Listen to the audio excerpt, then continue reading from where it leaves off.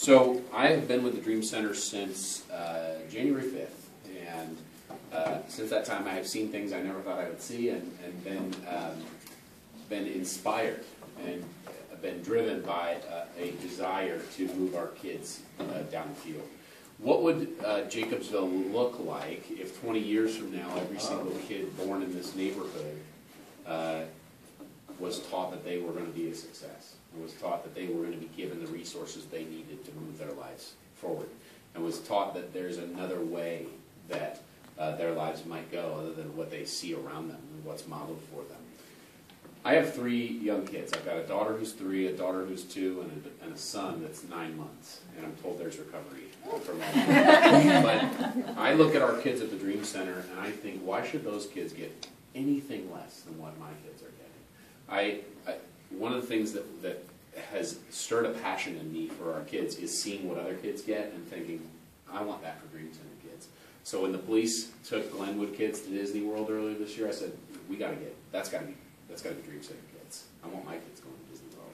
And when Big Brothers Big Sisters set up matches for Delaware, I said, we got to get that to be Dream Center kids, because these kids just eat your heart. I mean, they just take up a place inside you that for me, I just didn't even know existed.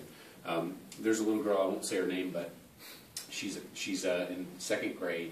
She's a drama queen. It's always super, super drama with her. There's always something going wrong, and she's always miserable. And I have kind of taken a shine to this girl because everybody else that works at the Dream Center has kind of had it with her shenanigans.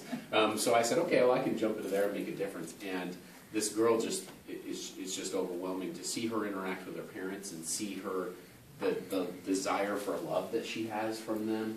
To see her pouring love into her parents just because she wants to get a little piece of that back. I was sitting next to her on a bench at the Dream Center a couple of weeks ago, and she was sitting there and we were goofing around and having fun, and she said, Mr. Jeremy, what would it be like if I were your daughter? And my heart just exploded. I mean, I couldn't believe it. I couldn't believe she said that. And of course I said, well, honey, I bet your parents would be a little bit, your parents really love you, But of course I think about that. Of course I think about how our kids' lives could be better.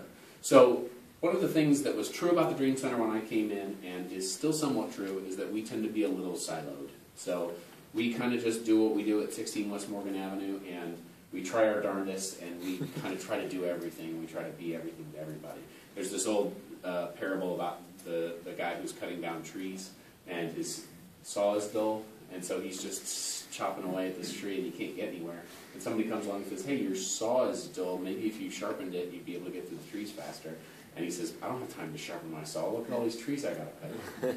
And that's where we get stuck. That's the mindset we get stuck in, is that we just have to keep proceeding forward on the same path when there might be something better afoot or better available to us. So we at the Dream Center have focused really hard in the last 3 months, we've got a long way to go, on doing what we do excellently and only doing what we can do excellently.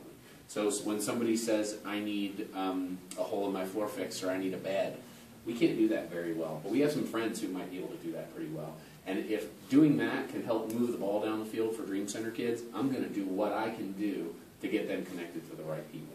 That's hard, and it takes discipline, and it's not fun.